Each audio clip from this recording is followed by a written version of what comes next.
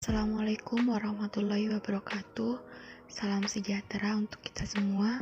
Perkenalkan, nama saya Ayu Anggraini, NIM 20051214001, Program Studi Sistem Informasi, Jurusan Teknik Informatika, Fakultas Teknik, Universitas Negeri Surabaya.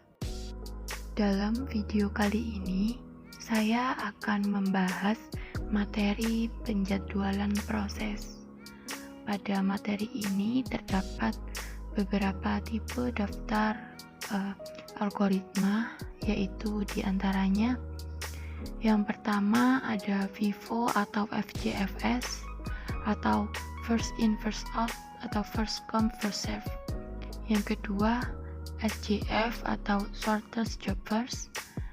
Yang ketiga ada HRN atau High Ratio Next. Yang keempat ada MFQ atau Multiple Feedback Queues. Yang kelima ada RR atau Round Robin. Yang keenam SRF atau Scheduler Remaining First. Yang ketujuh ada PS atau Priority Scheduler. Dari sekian banyak daftar algoritma penjadwalan proses, di sini saya akan membahas lebih dalam mengenai daftar algoritma yang kedua, yaitu SJF atau Shortest Job First. Kali ini dalam Shortest Job First yang akan saya bahas yaitu antara lain ada penjelasan. Penjelasan ini artinya definisi atau pengertian dari algoritma Shortest Job First itu sendiri. Lalu yang kedua ada contoh hitungan. Contoh hitungan yang akan saya bahas akan menggunakan angka, tabel, serta Gantt chart. Lalu yang ketiga ada contoh implementasi. Untuk contoh implementasi ini yang akan saya pakai yaitu contoh implementasi dalam kehidupan atau teknologi yang menggunakan algoritma Shortest Job First. Oke, langsung saja, yaitu pengertian Shortest Job First. Shortest Job First merupakan penggabungan setiap proses merupakan panjang dari bus CPU berikutnya. Panjang tersebut digunakan untuk penjadwalan proses pada waktu terpendek. Terdapat dua skema, yaitu yang pertama non-primitif atau harus diselesaikan, dan yang kedua primitif atau bisa berhenti di tengah jalan. Shortest Job First merupakan penjadwalan tidak berprioritas dan non-preemptive. Maksud dari non-preemptive ialah ketika proses diberi jatah waktu menggunakan prosesor, maka prosesor tidak dapat diambil proses lain sampai proses tersebut selesai dieksekusi. Shortest Job First ini mengasumsikan waktu jalan proses sampai selesai diketahui sebelumnya. Jadi mekanismenya adalah menjadwalkan proses dengan waktu jalan terpendek lebih dulu sampai selesai, sehingga memberikan efisiensi yang tinggi dan waktu penyelesaian yang rendah. Dalam artian waktu yang digunakan saat program atau job mulai masuk ke sistem sampai proses diselesaikan sistem membutuhkan waktu yang singkat. Shortest Job First bisa dikatakan algoritma penjadwalan yang optimal dengan rata-rata waktu tunggu yang minimal. Shortness job first ini merupakan penjadwalan yang dapat dikatakan sebagai berprioritas. Di SJF ini, prioritas diasosiasikan dengan masing-masing proses dan pemproses dialokasikan ke proses dengan prioritas tertinggi. Proses-proses dengan prioritas yang sama akan dijadwalkan secara FIFO. Penjadwalan ini mengasumsikan waktu jalan proses atau sampai selesai atau waktu lamanya proses diketahui sebelumnya. Terdapat keunggulan penjadwalan SJF, yaitu diantaranya yang pertama mempunyai efisien tinggi dan waktu penyelesaian yang rendah. Lalu yang kedua, memperhatikan rata-rata waktu respon terkecil, maka sangat baik untuk proses interaktif.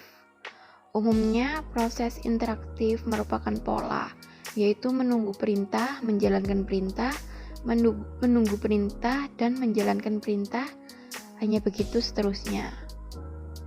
Contoh penjadwalan proses SJF yaitu terdapat 4 proses, yaitu A, B, C, D dengan waktu jalan selama 8, 7, 6, 5 kuanta. Cara 1 yaitu proses-proses dijadwalkan berurutan sebagai A, B, C, D, dan cara 2 yaitu proses-proses dijadwalkan secara berurutan yaitu D, C, B, A.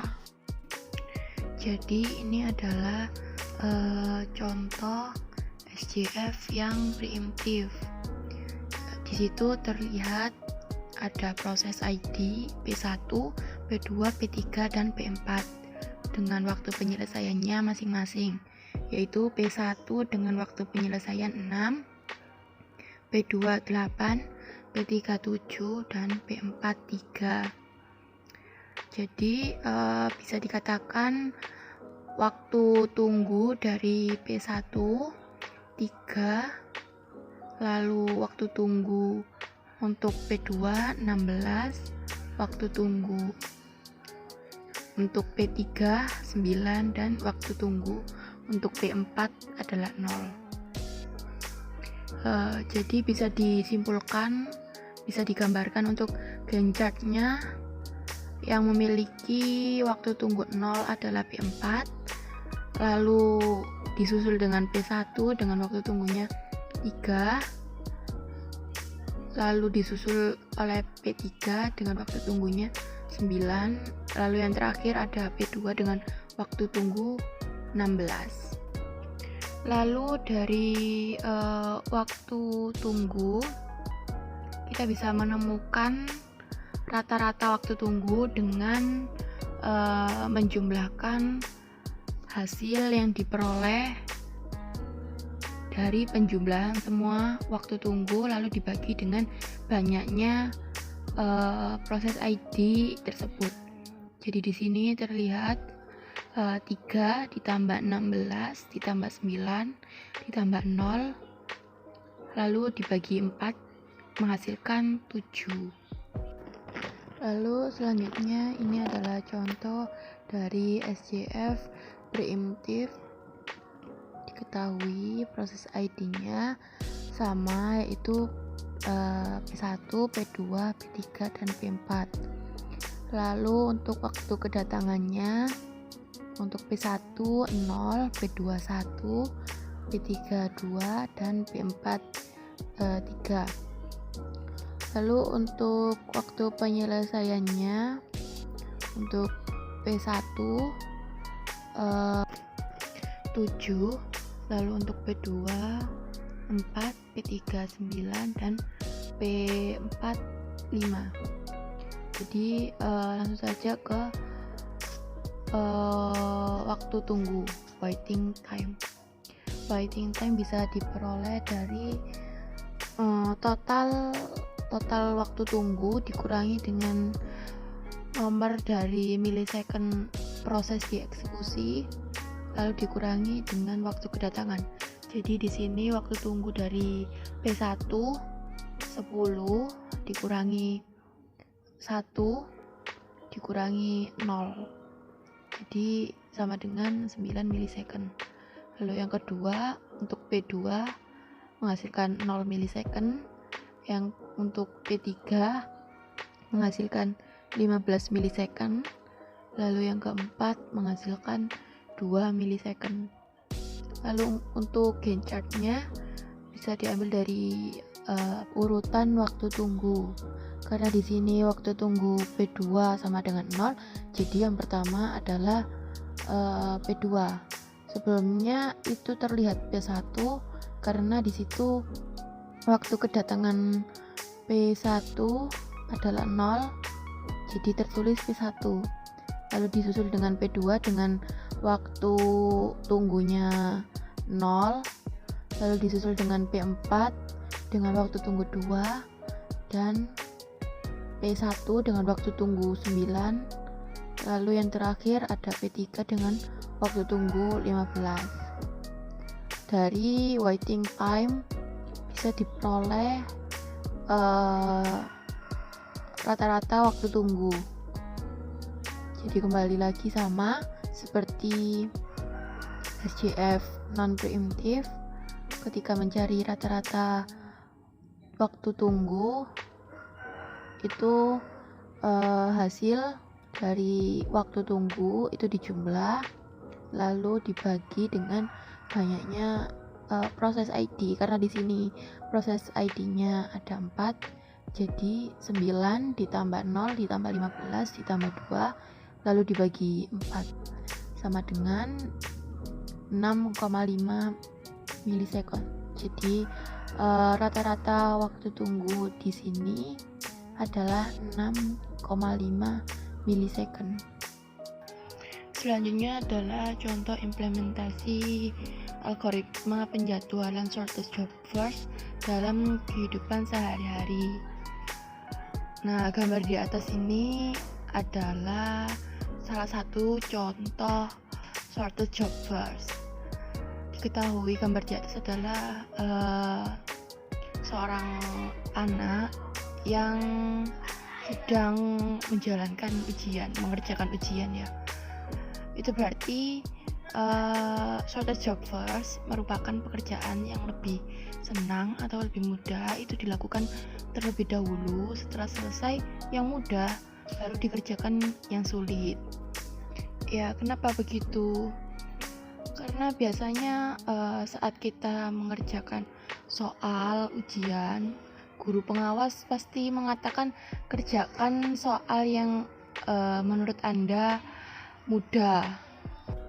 Nah, dari kalimat tersebut bisa kita analisa bahwa pengisian jawaban di ujian adalah salah satu contoh dari shortest job first. Lalu selanjutnya adalah contoh implementasi dalam teknologi yang menggunakan algoritma shortest job first. Nah, gambar yang terlihat di layar adalah contoh dari teknologi yang menggunakan algoritma shortest job first, yaitu mesin fotokopi.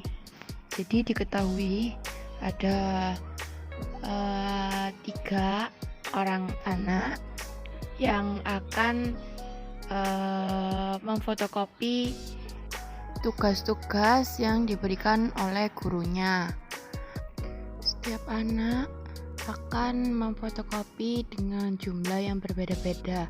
Anak pertama akan memfotokopi hasil tugasnya sebanyak 5 lembar, anak kedua sebanyak 2 lembar, dan anak ketiga sebanyak 8 lembar. Nah, di sini secara otomatis tukang fotokopi akan mendahulukan pekerjaan yang sekiranya sedikit atau jumlahnya lebih sedikit dulu, lalu dilanjut ke yang lebih besar. Jadi di sini tukang fotokopi akan memfotokopi si anak yang kedua, lalu pertama, lalu yang ketiga. Selanjutnya adalah kesimpulan. Jadi kesimpulan yang dapat kita ambil dari pembahasan SJF ini adalah penjadwalan JWU adalah pemilihan proses dari rediQ untuk dapat dieksekusi. Proses yang belum mendapatkan jatah alokasi dari JPU akan mengantri di rediQ. Oleh sebab itu, algoritma penjadwalan diperlukan untuk mengatur giliran proses-proses tersebut. Beberapa algoritma penjadwalan seperti FIFO, First In First Out, atau FJFS, First Come First Serve, SJF, Shortest Job First, HRN, Highest Ratio Next, MFI, Multiple Feedback Queues, RR, Round Robin, SRF, Scheduler Remaining First, dan PS, Priority Scheduler. Sekian video penjelasan Shortest Job First dari saya. Apabila ada kesalahan atau salah kata, mohon dimaafkan. Kurang lebihnya terima kasih. Wassalamualaikum warahmatullahi wabarakatuh.